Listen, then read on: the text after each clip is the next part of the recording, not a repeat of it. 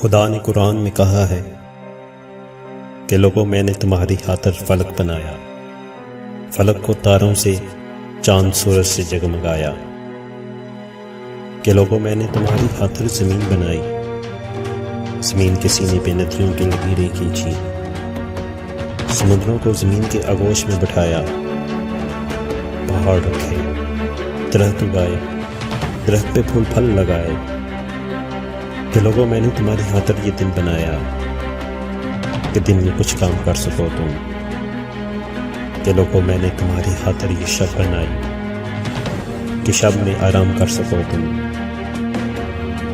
कि लोगों मैंने तुम्हारी खातिर ये सब बनाया, मगर ना भूलो कि एक दिन मैं ये सारी चीज़ें समेट लूँगा।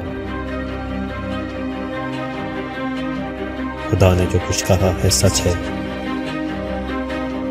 मगर न जाने वो दिन कहाँ है, वो आखिरी दिन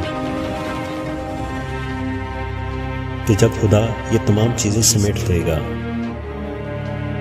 मुझे इसी दिन की जस्तजू है कि अब ये चीज़ें बहुत पुरानी, बहुत ही फरसुदा हो चुकी हैं।